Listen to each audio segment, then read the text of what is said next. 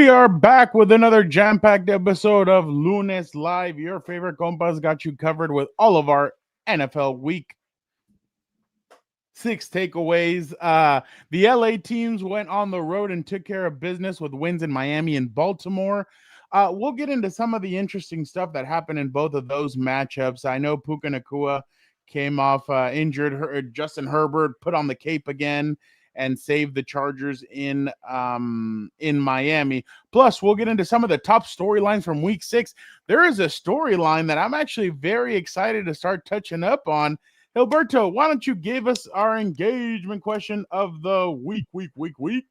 Yeah, first of all, I didn't make this question. It might seem like I made this question, but I didn't. It was Fernando and Victor.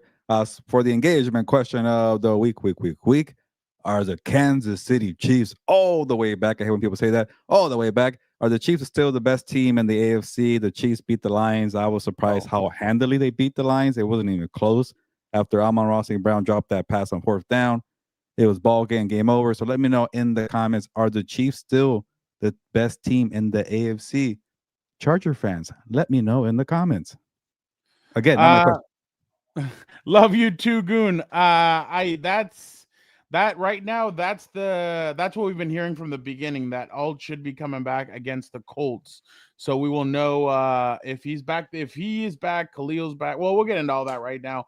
I'm still not 100% sold on them, but I was very impressed last night as the only individual that chose the Chiefs to win on Sunday. So all right. That's the double. Last week I was the only one that chose the Jaguars, and this week the only one that chose the Chiefs. I'm gonna continue doing that. All right, Gilbert, the breaking news from today. I know we have to start off with the other two, but we got to start off with the breaking news. The Tennessee Titans fire Brian Callahan after starting 4-19. The son of Bill Callahan. He was the former OC of the Jacksonville Jaguars, or the Cincinnati Bengals. Now he has been fired. A blast from the past. Former Chargers head coach Mike McCoy is going to be the one that takes the reins and is the interim head coach the rest of the way.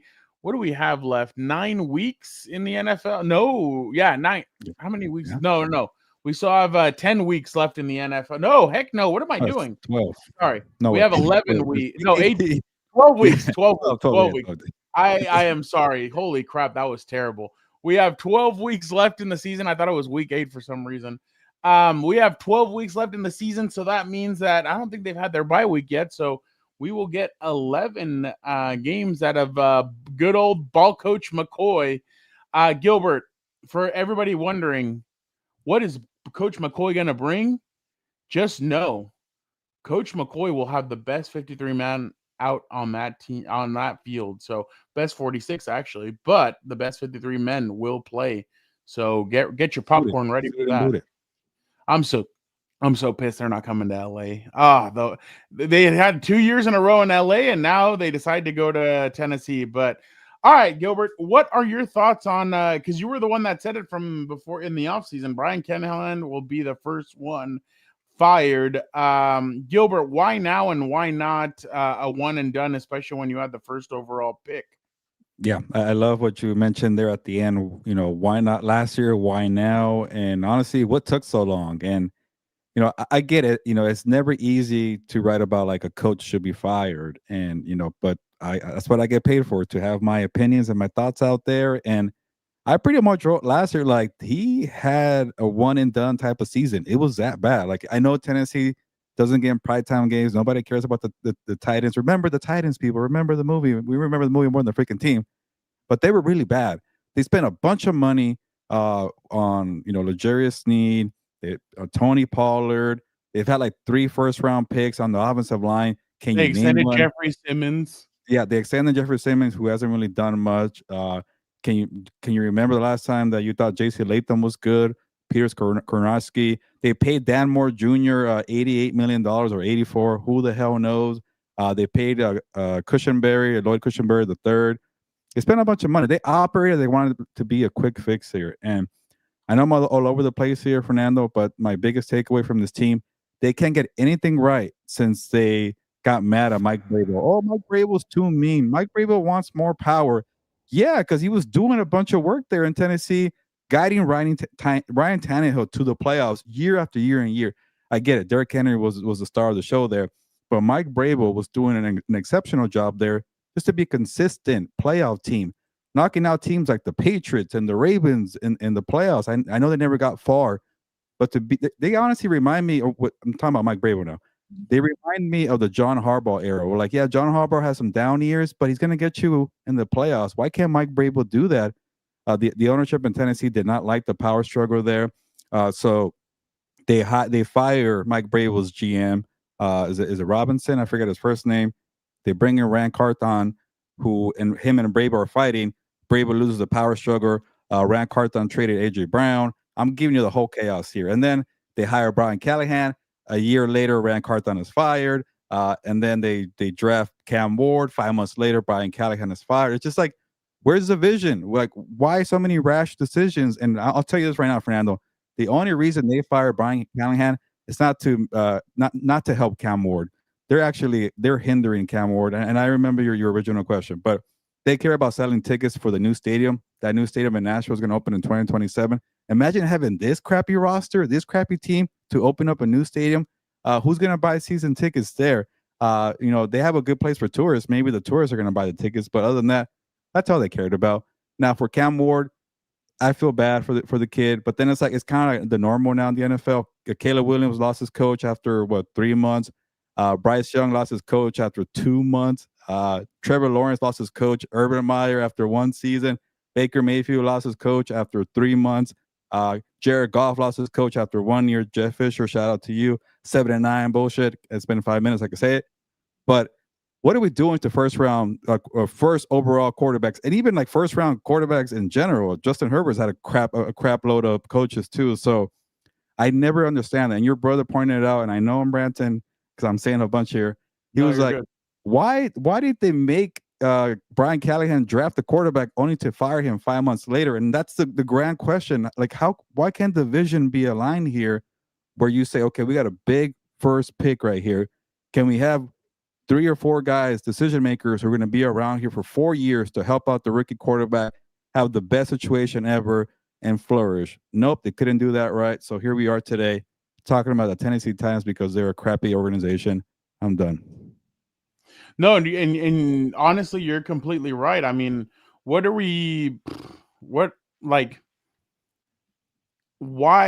did we just get Chicago Bears 2.0? Like, why wouldn't you just get rid of them, bring in somebody new?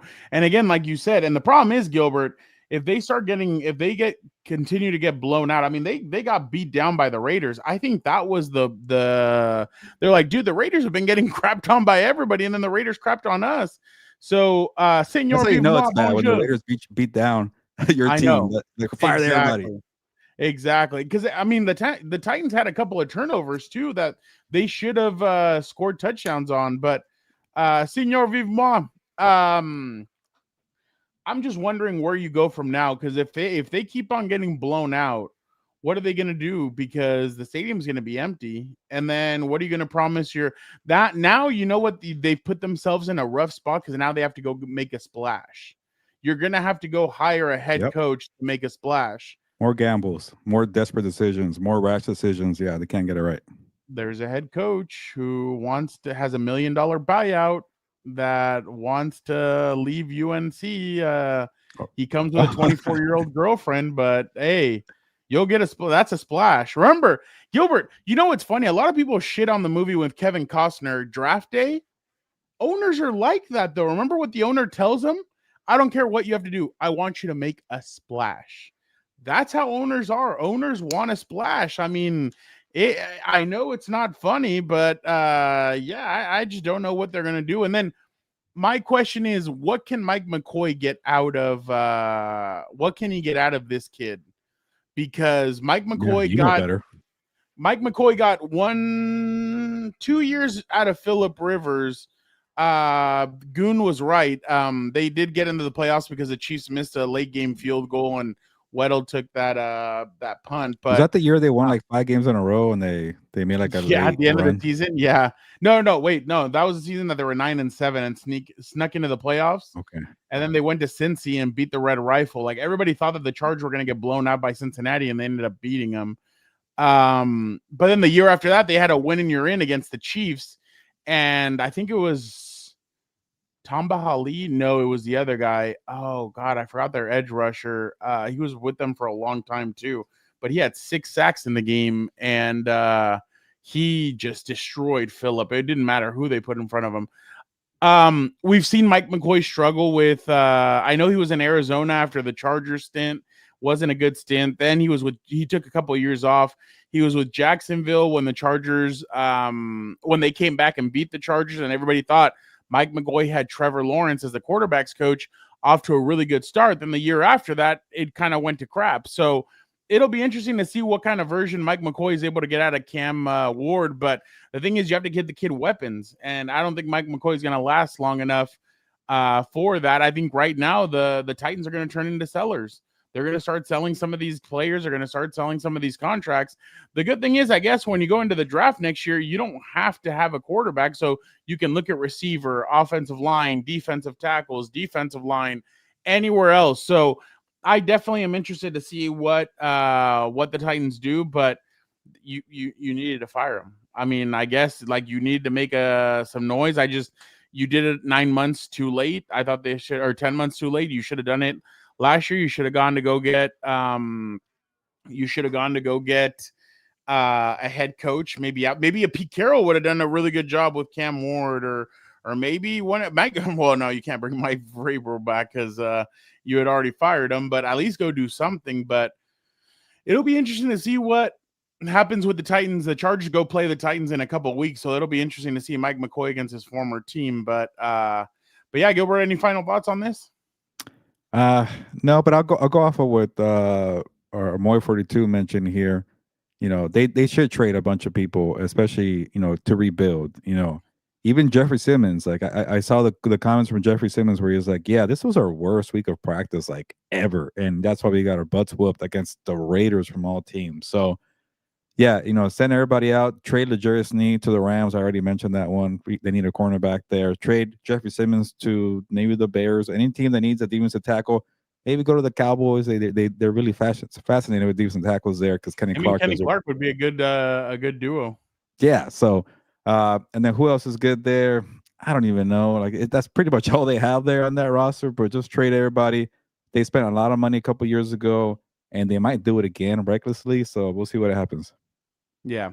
All right, Gilbert. Let's move on to let's go to Miami as the LA Chargers end up beating the Miami Dolphins 29-27. The Chargers had full control. Well, in the first half, it looked like the 0-2 team that had played the last 2 weeks. The Chargers struggled on offense to move the football. Once they got they struggled to score because they were moving the ball almost at will with some of the formations that they were doing. But once they would get in the red zone, they would crap out. They ended up kicking 3 field goals. And in the second half, in the third quarter, they exploded 2 straight touchdowns. It looked like Greg Roman was using 6 and 7 man sets to keep on the line so that they could block for Justin Herbert, obviously. And then the Chargers were up 26-13. They Miami ends up coming back. They end up taking the lead. They end up taking the lead 27-26. A lot of people aren't talking about 2 players not named Justin Herbert or Ladd McConkey or Cameron Dicker. I won't throw him in there. Nyheim Hines takes the ensuing kickoff, goes 41 yards, sets up the Chargers to only need 18 yards to set up Cameron Dicker for his career-long field goal. And first play, Justin Herbert gets knocked down. Second play, he ends up hiking it. Jalen Phillips is all over him. Herbert switches the ball from his right hand to his left hand, evades the sack, puts the ball back in his right hand, finds Ladd McConkey. Ladd is like a bull, what's it called? Como torero. Yeah. Yeah, Matador. Thank you. Because he just does this little move where he goes, ole, moves out of the way, heads up 42 yards, ends up setting up the field goal. Gilbert, I don't know if you saw the long snapper, ends up hiking it behind the punter. Punter's able to grab it, put it down. J.K. Scott's able to put it down, kicks it, and Cameron Dicker, and they win the game. Gilbert, your thoughts on this matchup, this game? What did you think of it? Yeah, you probably know better than I do on the posts of the Charger fan base and the reaction was. I'm sure people were losing it for almost losing that game, but honestly, they had to have it. They had to win that game. You couldn't go 3 games in a row losing. It was set up for failure because you let Achane run wild all over you, and that's been a problem with the run defense there. You were down a bunch of weapons, no Quentin Johnson, no Amarian Hampton, so it was one of these games like, hey, Herbert, you still got Lad McConkey. Go make something happen, and they did. And I think that goes back to what I kept saying about Herbert the first 3 weeks of the season. Like, he's gonna find a way to carry you to victory, despite the tough circumstances. So to just find a way, like, that's all I care about. Like, no style points. Same thing. We'll talk about the Rams here. No style point. Just get the damn W. Look at the Dolphins. Like, they lost, and they're having a whole can of worms there with Tua talking about, like, yeah, we're late to meetings. Like, they're the ones that they're miserable, not the Chargers. So now you get good vibes coming home from a long flight. And Albert Breer mentioned this, my coworker, and I know it's a lot of excuses, but it does make sense. They started week 1 in Brazil, had to go to New York, had to go to Miami, had to go to the Raiders after the Brazil game. It's a tough, slate travel-wise. Then you got a bunch of injuries. You don't have any offensive line. Just take the W. Be happy you're 4-2. Honestly, that's what I take away from this game here. There's a whole lot of ugly there. I don't even care if Jim Harbaugh says, let's burn the tape here. You got number 10. You got Lyle McConkey, who everybody was frustrated with McConkey, especially fantasy football people. Maybe you don't care about that, Fernando. But why is Keenan getting all the catches? Why is Quentin Johnson getting all the catches? Who cares? It's your time to step up. Lyle McConkey did it. Lyle McConkey's the baller. I never was worried about him. So to me, he's their best receiver, I feel like. But it hasn't been the case for the first month of the season. But here he is. When the toughest time arose, he was ready for the challenge.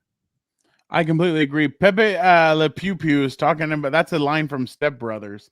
Jesus. But I completely agree with you. A win is a win no matter what. I do know that the Chargers were hoping, and I don't want to say a request was made, but they were hoping that the Jacksonville and Miami games would be back to back so that they could stay out there and get ready for the other game and not have to fly all the way back. But obviously that did not happen. So they're just like, all right, let's go with it. Whatever we have to do, we have to do. We all know the Rams and the Chargers get screwed when it comes to their schedules, especially because both of them have to play. Well, one of them in Europe, the other one has to play in Brazil. I agree with you though. You're winning. You won this game. I know it was a tough game, but it's a game that could change your season. Seeing the ball go through, when a shooter's in a cold slump and you don't see the ball going through the hoop, you saw the ball going through the hoop. You saw Justin Herbert and all your guys kind of say, all right, let's do it. Like, Bobby Hart hadn't played a game in 2 years. He hadn't started in a game in 2 years. Naheem Hines hadn't played in a game since January 7th, 2022. And he came out and he put up that, he had that kick return. So those are 2 guys that you kind of counted out. Now, am I saying that Bobby Hart should start every week? Hell no. But he gave you at least a decent performance. I thought Zion Johnson played well. And Jim said it today, but he said that Bradley Bozeman included him in the he had a stalwart performance. Stalwart is obviously a word that Jim likes to use as like a hard nose, a tough SOB, bro. Like, I don't know what he's like. I know he's defending him, but I just don't know how you. It's so bad. Like, it's bad. Like, in one of those plays, Justin's running for his life. Bradley's on the ground, kind of doing like snow angels or I don't know what. But I'm just like, how can you defend this? Like, and I don't know if and who knows? Maybe Andre James is really that much worse than Bradley Bozeman, but I don't know if it's like one of those decisions where they don't want to screw up the chemistry. I don't know what it is. Whatever. But if the Chargers are able to hold, like I said last week, hold on. If you can hold on for reinforcements that are coming back, then they're going to be fine. I mean, Adam Schefter just said on the Pat McAfee show that they're still they're looking for a what's it called? They're looking for a running back. And fans yesterday were overreacting. They're like, we don't need a running back. Look at Kamani Vidal. Dude, you just played the 32 worst ranked rushing defense in the NFL. Like, no, I'm not trying to take anything away from Kamani, but like, you need another running back, especially because Ian went on NFL Network yesterday and said that from what he's hearing, Omarion Hampton's going to be out longer than the 4 weeks initially told. Have you seen the play where he gets hurt? He's running. Hampton, no. So it's a 4th down. He's running to the right. He gets tripped up and the corner falls on top of his ankle.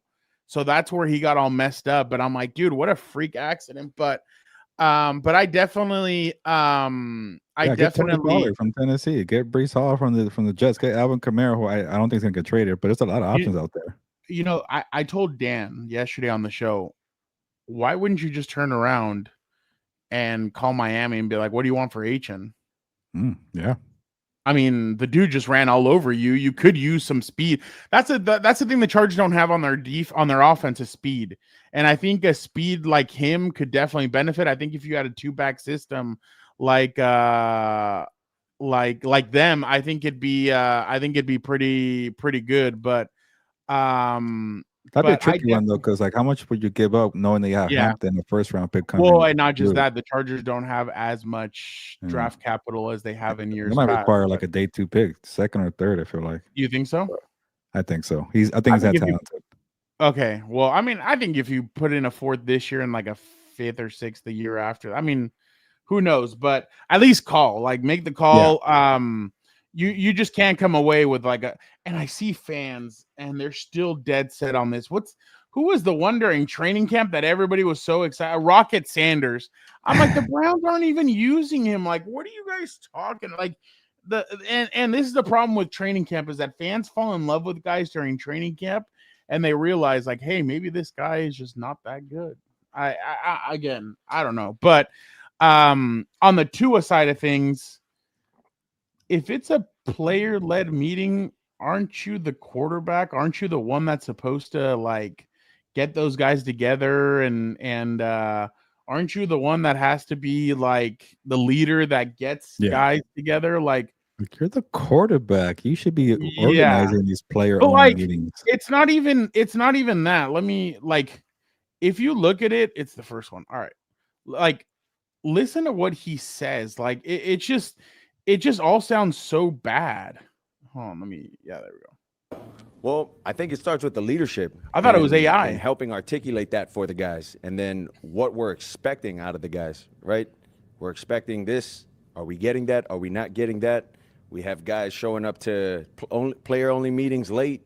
Guys not showing up to player-only meetings. Like, there's a lot that goes into that. Do we have to make this mandatory? Do we not have to make this mandatory? So it's a lot of things of that nature that we got to get cleaned up, and it starts with the little things.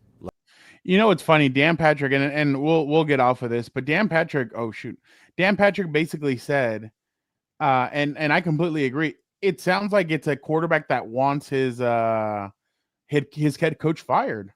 Yep. Like, why else would you say that? And that's another thing that came out of the Tennessee Titans this week. The players were all sluggish. You know, when you can see it, Gilbert, when a team has quit on a coach. And I mean, I've seen it twice already. Twice. Yes. I'll tell you one thing. The Chargers never gave up on Anthony Lynn. I know everybody talks about that Patriots Chargers game. That wasn't a quit. That was just the Patriots. Didn't they win 4 games in a row at the end or something like that? Yeah, they did. Yeah. So, I mean, they didn't quit on him. So, but I've seen the quit for Brandon Staley and I've seen the quit for Mike McCoy. And these guys haven't quit. Or these guys have quit. Like, both of them. They both quit. So, what happens when you quit? You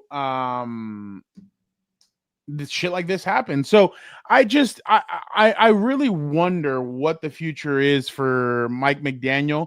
I know a lot of Charger fans were memeing like, "Oh, hey, can I have a job after I get shit canned?" And Charger fans obviously now want Mike McDaniel.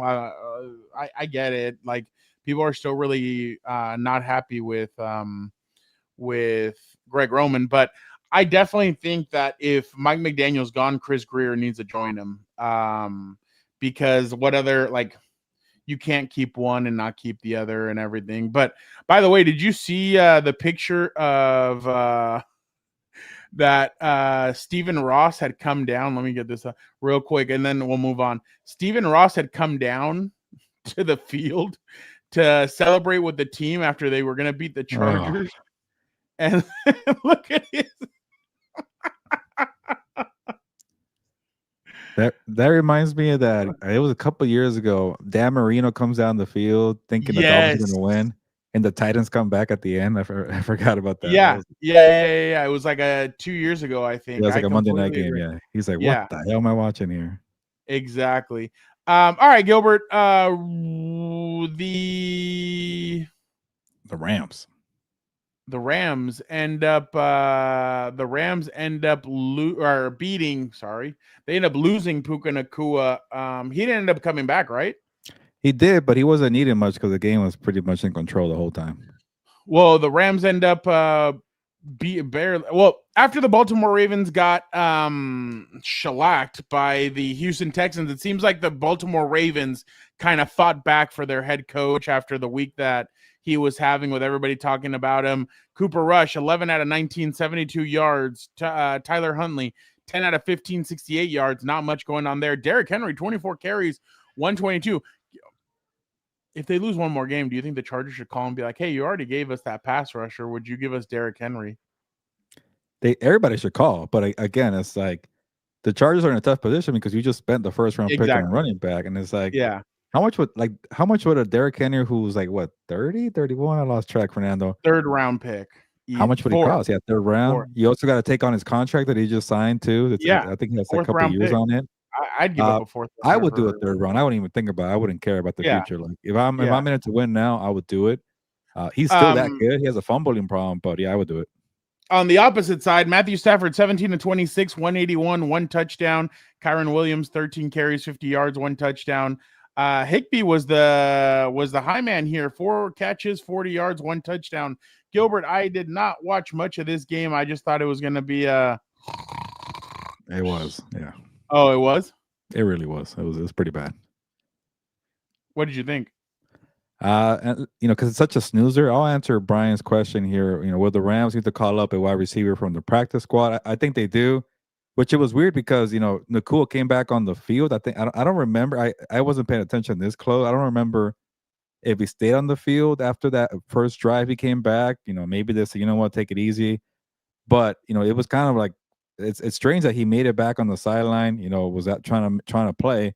And then Sean McVay pretty much almost ruled them out. He didn't say Puka Nacua wasn't going to play for sure, but he's like, yeah, it's going to be a tough one for him to play in London against the Jaguars, which should be a tough game.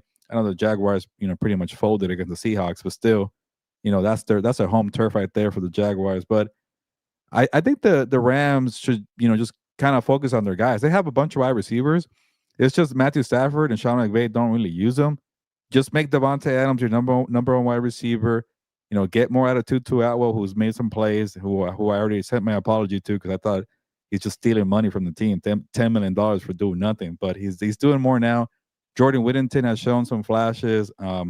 Maybe use a tight ends more, like Terrence Ferguson, who had a season high in snaps over the weekend. So you have options. You don't really need to worry about the practice squad or signing somebody. So go that route.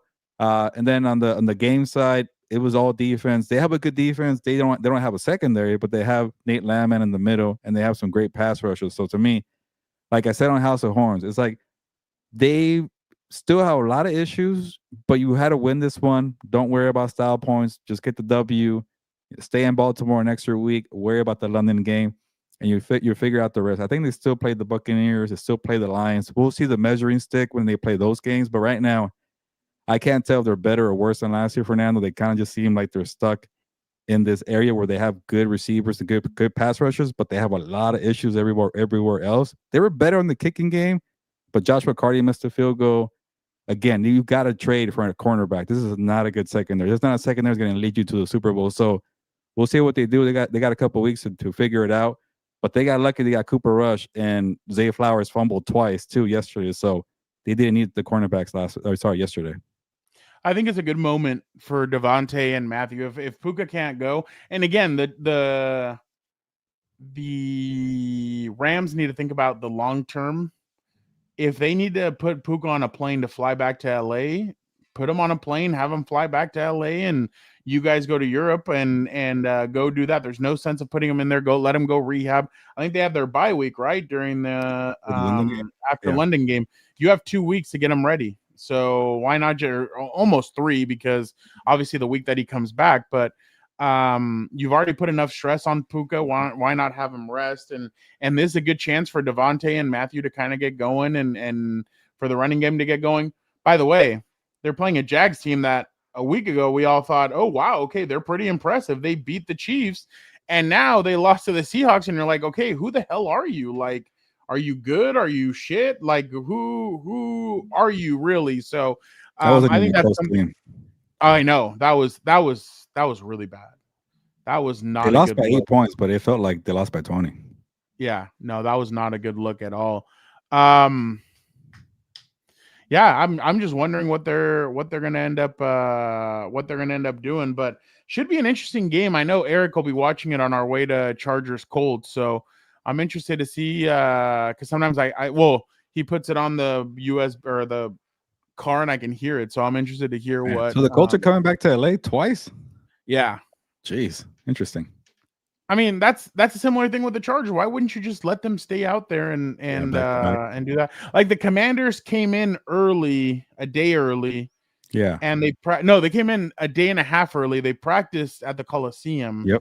And then they stayed. Like, I think more teams should be doing that. The only thing is that more money. When you have new ownership like the Commanders do, they can do all that stuff. So I mean, that's what happens. But all right, Gilbert. Moving right along. Are the Kansas City Chiefs back? Why do I ask that? Because the Kansas City Chiefs beat the Detroit Lions 30-17. Patrick Mahomes 22 of 30, 257, 3 touchdowns. Their run game was not very good. Kelsey 6 catches, 78 yards. And then on the other side, Jared Goff 23 of 29, 203, 2 touchdowns.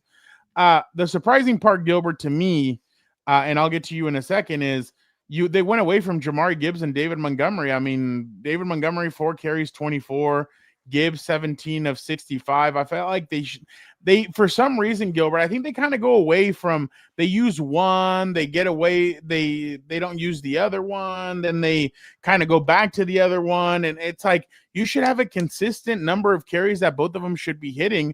And I felt like yesterday, like you said, that 4th down, there was 2 things. One, you can maybe explain this to me more.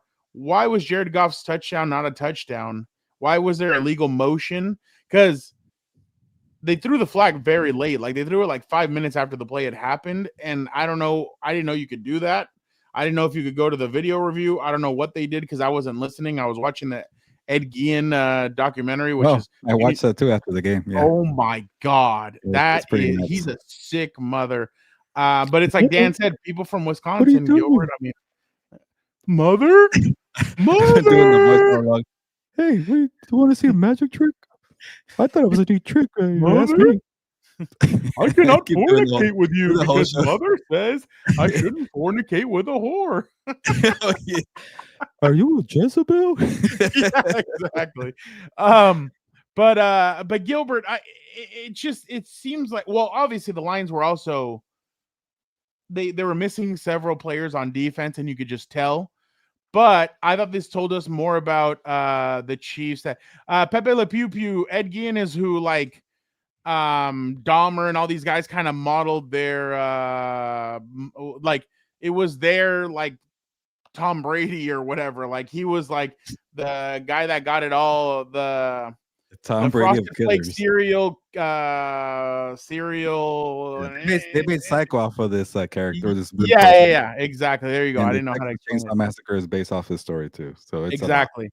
But I don't know what you thought. I thought obviously the Chiefs looked strong offensively, but I just thought like Detroit just couldn't handle and didn't have the cornerbacks. That's it. If I'm Detroit, L'Jarius Sneed is a player I would go get because you're going to need somebody like that. So Pepe Le Pew Pew, no, he was from Wisconsin. a very, very, very small town in Wisconsin. But what did you? Was too. Oh yeah, exactly, and that's what Dan tells a certain individual that you're only famous for for guys like that, and yeah. So Gilbert, what was your takeaway?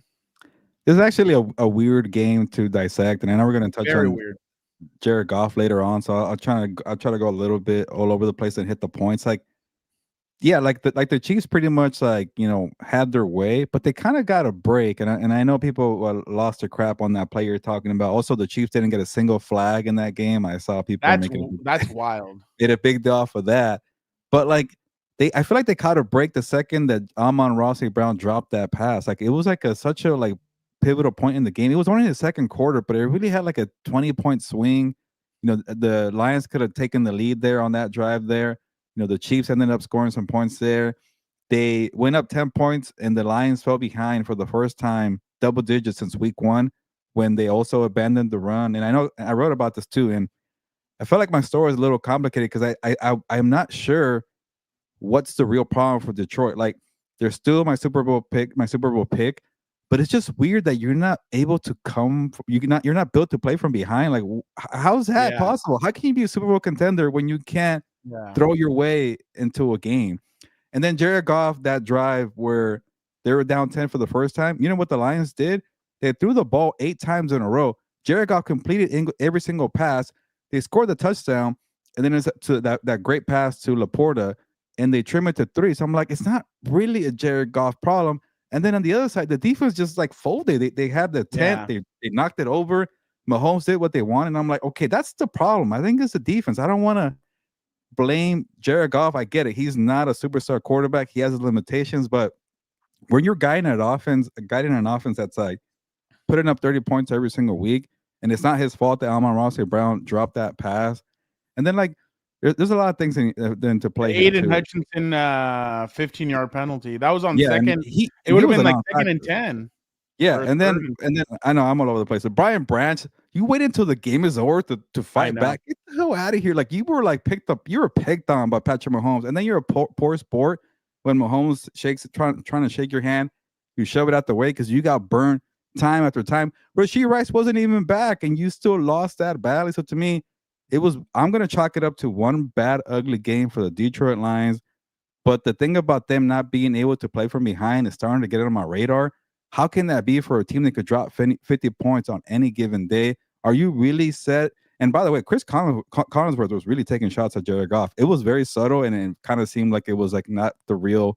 They weren't like jabs, but he's like, it's 2 minutes to go in the game. He's like, yeah, that Jared Goff, man, he's only good. Well, he didn't say that. He's only good when they play off play action. He's only good when Jahmyr Gibbs and Dave Montgomery are going off. Like, he needs that. He can't play from behind. He said it 4 times. I'm like, well, crap. Well, let me look into it. And it's it's starting to look like it a little bit. So, yeah, but I want to focus on defense. The defense is not good. I think Terry Arnold, their first-round pick, has been hurt, but he's not good when he plays either. Hutchinson has been on a tear since he came back, but he's their only option there as an edge rusher. So to me, I'm going to say it was a bad game for the Lions. And the Chiefs, too, they did not look that impressive. They caught a break with Amon-Ra St. Brown dropping that pass. But I'll say Andy Reid, man, he took that defense to school. He put the Chiefs offense in the best positions to take advantage of matchups, and they had no answer there. That's what Kelvin Shepard, the DC's his age, really showed up. The other side, Spagnuolo, took John Morton to school too. So it was just a coaching clinic, and I'm gonna say that's what it was with Fernando here. I'm not gonna get too high or too low on either side here. No, I completely agree with you, especially because those two guys they're rookies.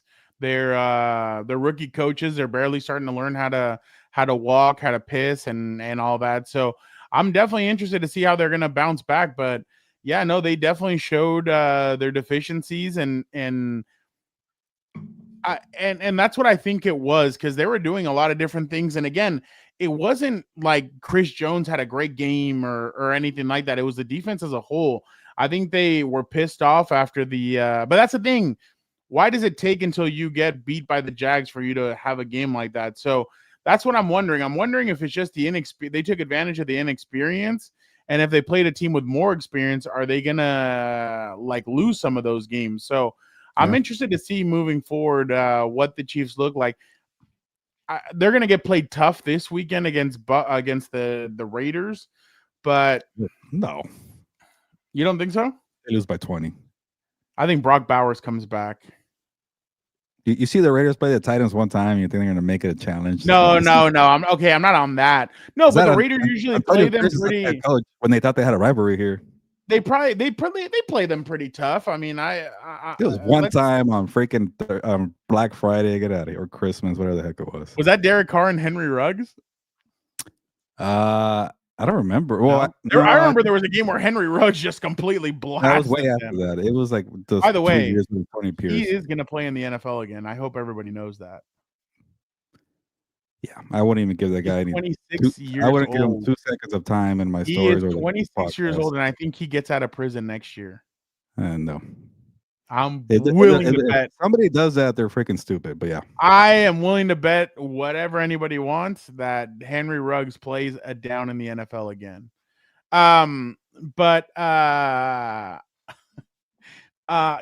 There's nothing much more I can add to that, but it was just a clinic. I mean, we all know when you have two veterans like that, like them, that's where you're getting into. But that's what I'm saying. Like, I don't know, maybe Pete Carroll has a trick or two up his sleeves for them next week. So, I don't know. We'll see. All right, let's move on real quick. Gilbert, Baker Mayfield has no Mike Evans, no Chris Godwin, and he ends up taking it to the San Francisco 49ers 30-19. Now, obviously, the 49ers have their own issues. Fred Warner goes out with an ankle injury. It seems like he's done for the year, which is unfortunate. That team is plagued with injuries. They went at it in the injury bowl, Gilbert, to say the least. But after the performance from Baker Mayfield, after going 17-23, 256, 2 touchdowns, and the way that, I mean, he had even Emeka Egbuka was out for the game. He left in the second quarter. But to win this game without his 3 top receivers, Gilbert, is he your MVP so far? Oh, yeah, for sure. It's not even close. He's my MVP. He didn't have the game-winning drive, but you don't need to have a game-winning drive every single week.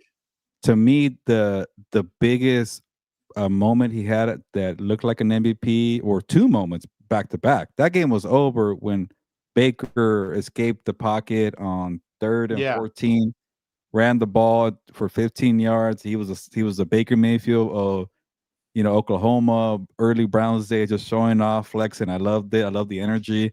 And then that hanging dime that he threw to the rookie 7th round pick. That's how bad it's been right now with the wide receivers getting hurt. He still threw a dime 45 yards to Tez Johnson, who made an even better catch, by the way. He kind of hung it a little too far out for Tez, and he was able to dive for it, which I'm not surprised because he did like 4 backflips after that. Like, this guy's very athletic. So he's a speedy guy who's a little more, he's kind of like Tutu Atwell, a little slim guy, small dude, but he has good hands, man. So maybe they find a role for him. It's kind of hard on that team when Chris Godwin, Mike Evans, and Egbuka get healthy. But to make it work with what you have, no Bucky Irving, Rashad White looks like a good running back in the system here.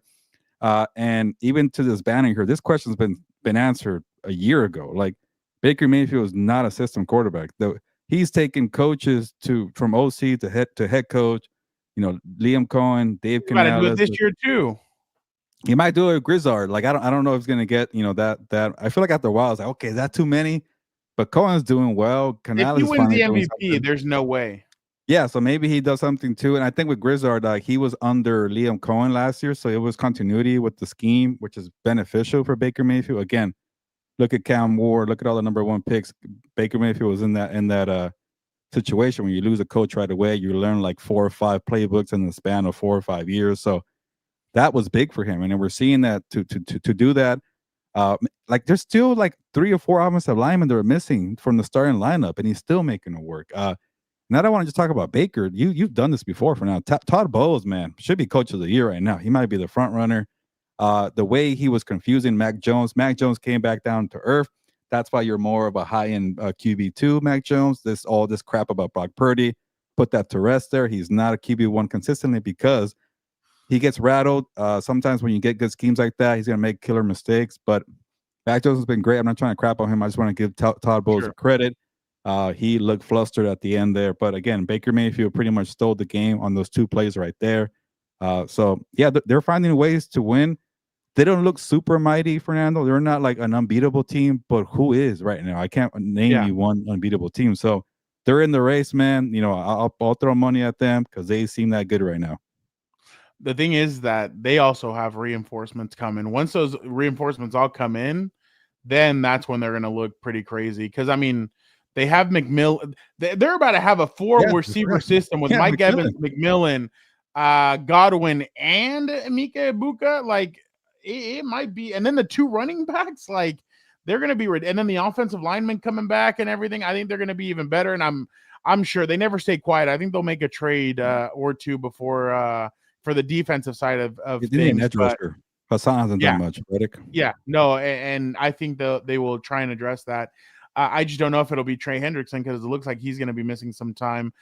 Garrett Wilson looks like he'll be missing some time as well. So interesting with that. Let us, before we bring in Vic, Gilbert, did you see this? Hold on. I guess the Rams are staying in Baltimore for a day or they're going to be practicing at a couple days. Orioles Park. Look at that. Wow.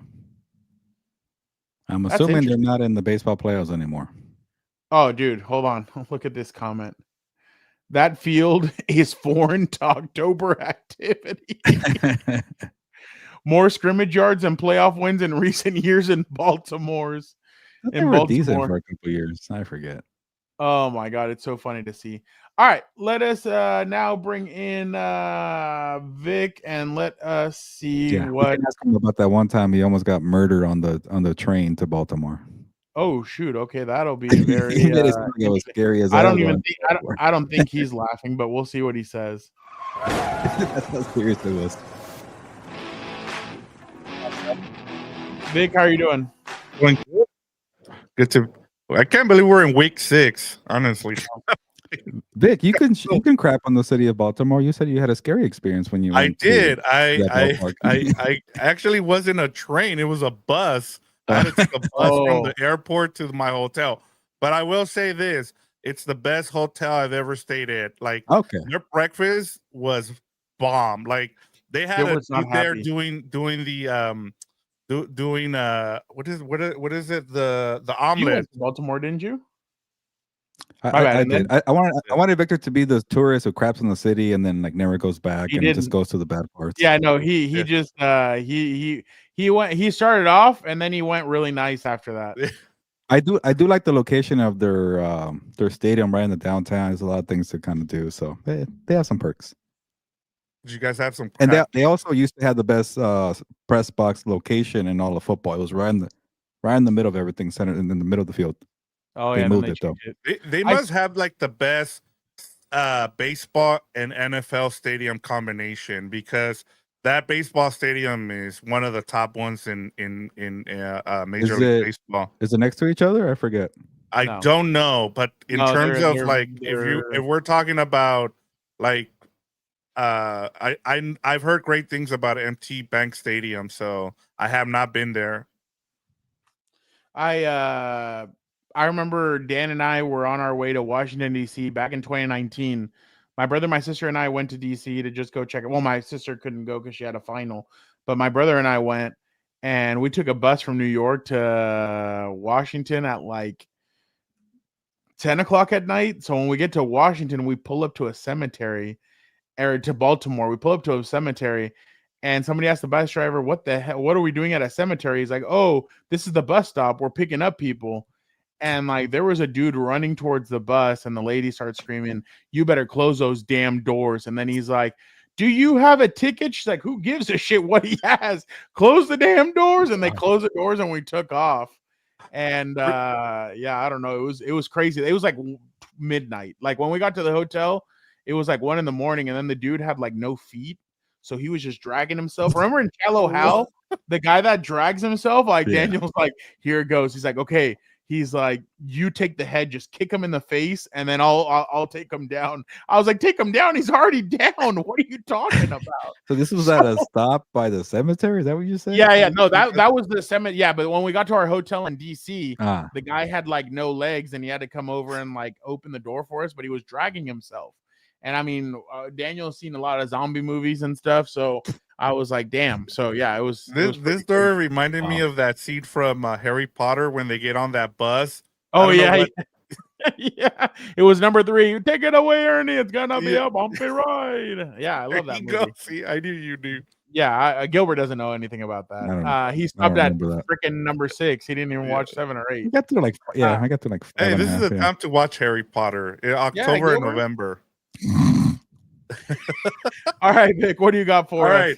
All right. I wanted to ask you guys, and I was telling Gilbert on our game week with the Compas about this. It's weird. The home road splits between with the Seahawks and Mike McDonald, since he's taken over as Seahawks coach. They're 10-1 on the road, and they're what did I have here? They're like 6 and at home. Yeah, they're 4-7 at home. So are you guys taking them seriously with these road splits, home and road splits? Obviously, I have other reasons why I'm not taking them seriously. I give them a little credit for Sam Darnold for beating the Jaguars, but that is very concerning that you can't really win at home. But it's a good problem to have, right? Like, well, not a good problem. Like, you rather be the winning team the division. Yeah, well, yeah. I'm trying to figure it out. Like, it's not good, but like if you're the team that can't win on the road, that's a bigger problem. Like, you could fix not winning at home. I get that. But yeah, you're right, Fernando. They haven't beat the 49ers in the division. They haven't played the Rams just yet. They barely let they let the Cardinals hang around. They barely beat them. Not to self, never go to Baltimore. We're not saying all that. It's just be careful. Shut up. That's exactly what you just said. I wanted not me. He didn't go for it.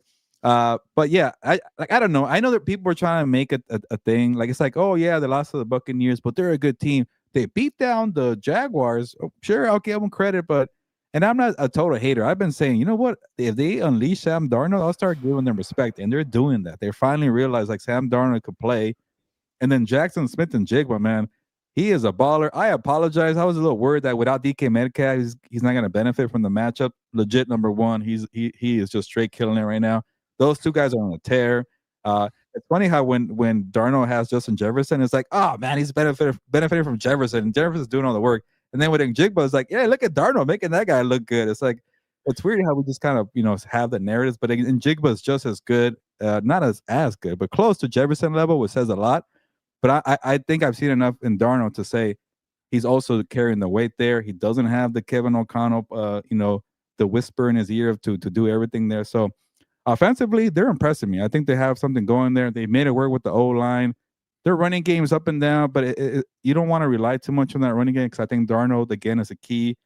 I don't think they have enough special players defensively, but I've always said, Mike McDonald knows how to scheme it up, and they frustrate the crap out of Trevor Lawrence. That's why I can't get behind Trevor Lawrence. He's too up and down. And that's not the case right now with Sam Darnold. Lawrence has 1 good week, 2 bad a week, 3 good weeks, 4 bad weeks. It's hard to trust the guy. Credit to McDonald. He did it.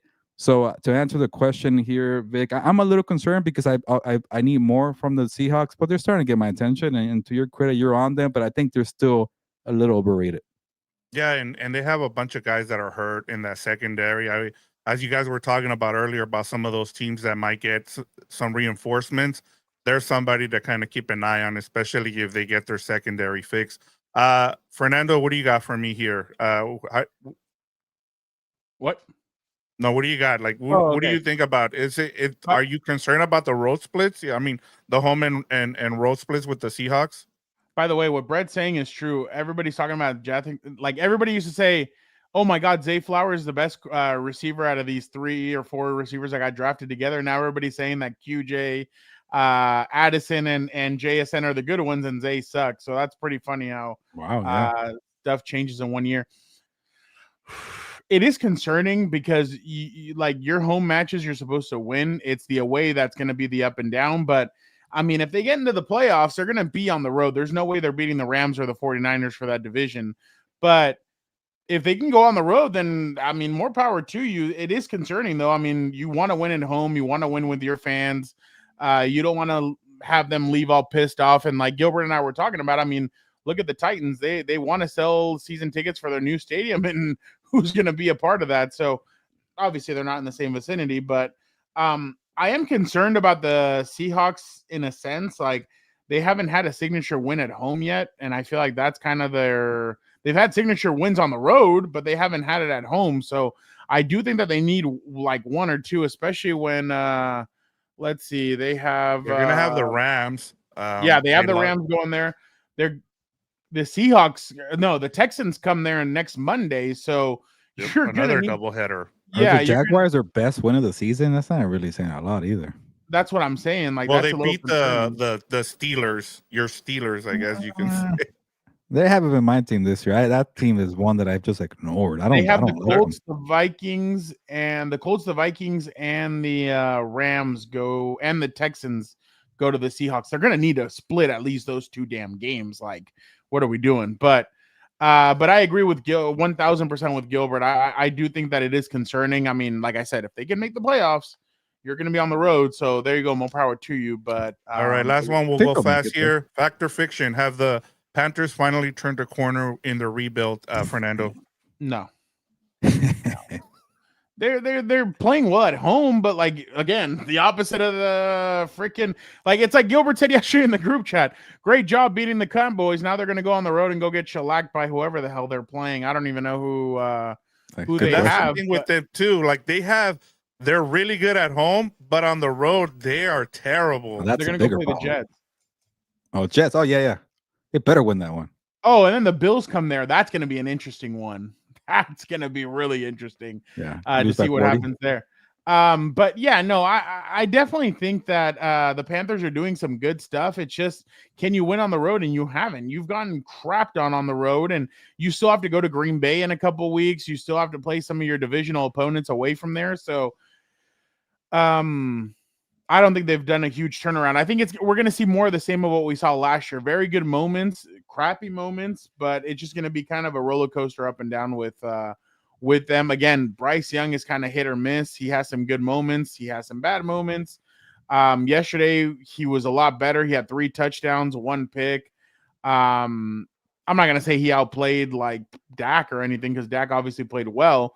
But on their side, I mean, you finally got McMillan going with the 2 touchdowns. Now you got to get him going with some yards and doing that more consistently. But I definitely think the Panthers are okay. Like they're an okay team, but if you can't win on the road, I mean, I just said that if you can't win at home, you suck. Well, if these guys can't win on the road, then who the hell are you really? So I'm kind of split on both of these teams, but the Panthers, no, there's no way that they're going to turn it around and be a playoff team like Gilbert said.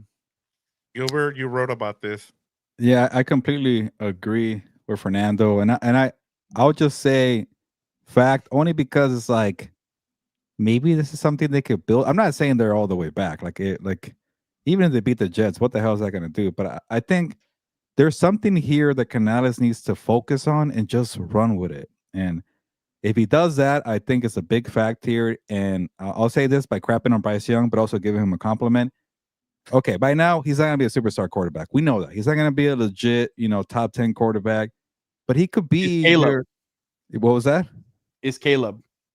It's too soon. I could see. I see more in him than Bryce. Bryce Young, I give up in terms of that. But have you noticed every time the offensive line is producing and the running game is doing well?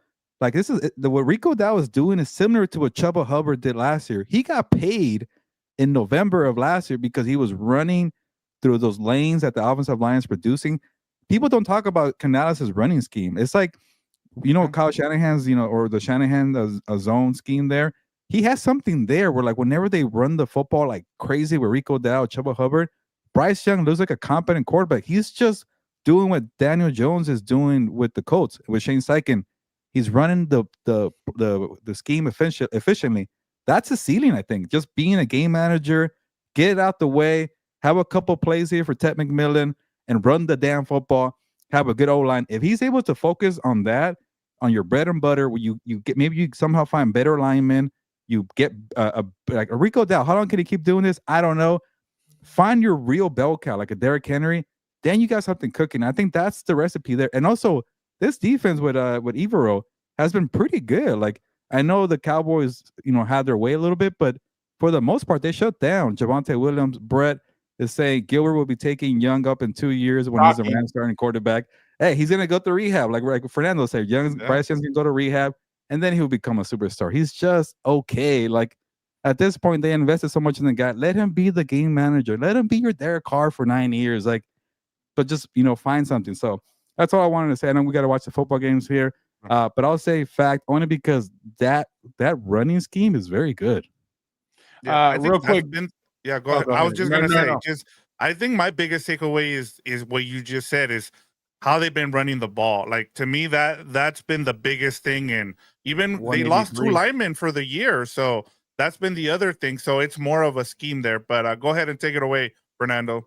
Last thing for both of you guys, fair or foul? This is what Mike Tomlin had to say this morning. Oh, I saw this about the Cincinnati Bengals or about the Cleveland Browns.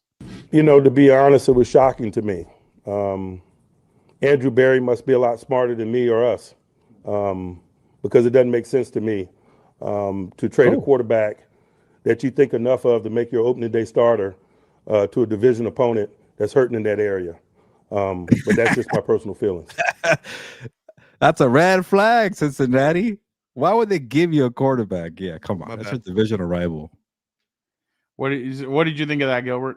I think it's great. I sometimes when I see these Mike Tomlin sound bites, again, they're kind of not on my radar. They're a little boring to me.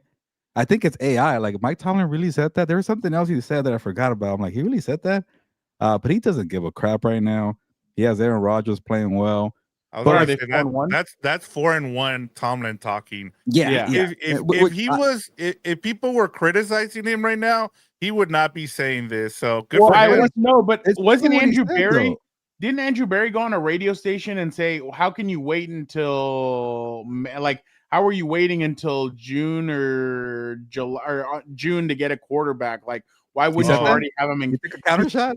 I think I think Andrew Berry said something about them waiting for Aaron Rodgers and that he couldn't believe that they were going to wait for Aaron Rodgers. But Mike Tomlin has a point. It's like your biggest rival, somebody who's actually not that far behind in the standings to you, is saying like, hey, we got this bag of crappy diapers, and I know about diapers right now. It's like they just kind of make them look nice and put some like freshener on it. You want this for a 3rd round pick? Here you go, rival. Like, and then we saw the Bengals. Like, what the hell did the Bengals do? Really? Like, I don't understand that. They're the most, like, for some reason, national people, and I know I'm part of the group, they are enamored with the Bengals staying afloat. Like, I read Joe Flacco looked good.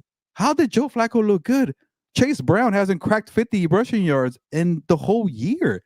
Like, Rich Eisen still will not put a fork in the Bengals. I don't get it. Joe Flacco didn't get the deep ball going until the game was over. Jamar Chase padded the stats, but like Josh Jacobs ran all over that defense. I just don't get it. But Mike Tomlin is saying like that must have been a better flag. Why do you want Joe Flacco?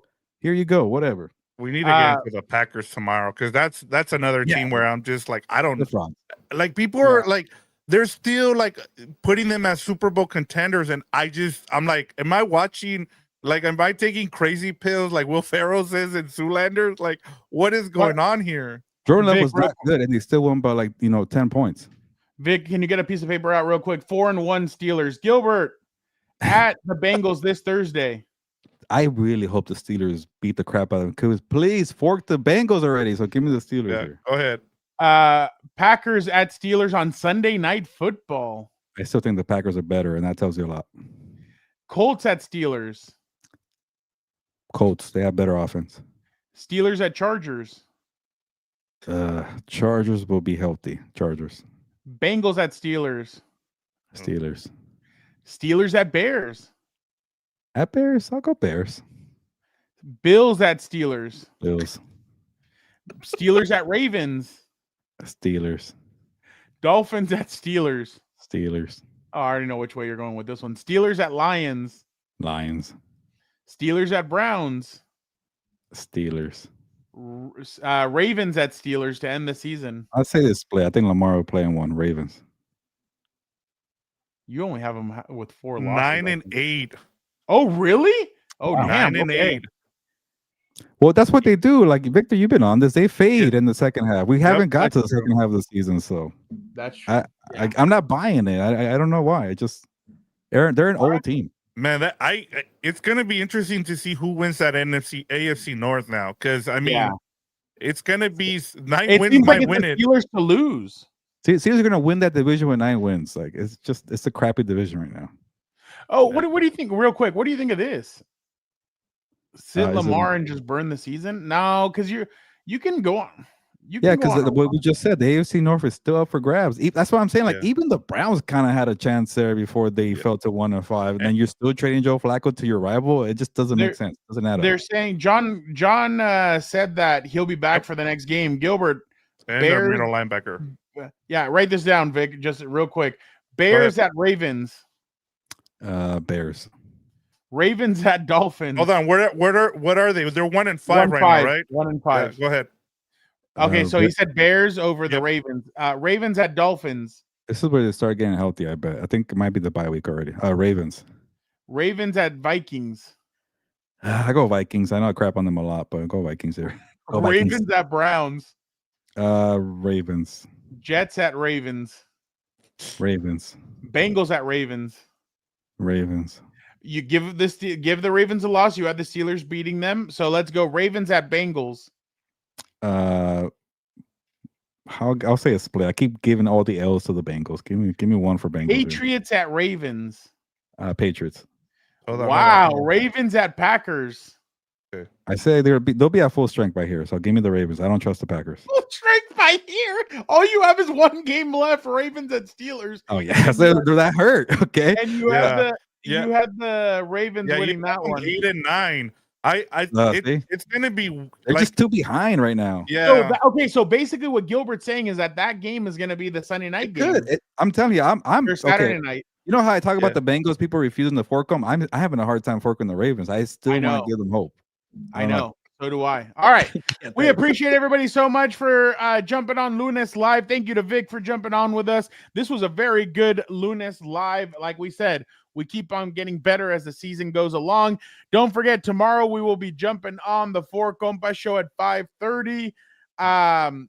Gilbert and I will start it off. Then we'll have Vic jump on, and then Dan and Dago will jump on when he deems fit to jump on. So we appreciate everybody for jumping on with us. You guys are the Vic, do you know this, or Gilbert? What are the odds? I don't know, but it's not. I mean, with the 7th seed, maybe not too bad. I mean, we'll see how it all depends on the Steelers. Honestly, I'm kind of with you guys in terms of I think it's going to come down to what happens there. When you're in the AFC South, you have a chance. That's why I hate the Bengals still being in the mix. But yeah. All right. Appreciate you guys so much. You guys are the best. Let's get out of here, Gilbert. Why don't you get us out of here? And I meant AFC North because AFC South sucked Josh for so many Palmer years. with his first and only play of the game. My bad. Go okay. ahead. Well, yeah, time to get going. Yeah, I meant AFC South. Sorry, AFC North. It's hard to keep. They seem like the same. Now, on that note, enjoy the doubleheader tonight. We'll see you tomorrow whenever Dan decides to join us. But on that note, nos vamos, pues, vámonos.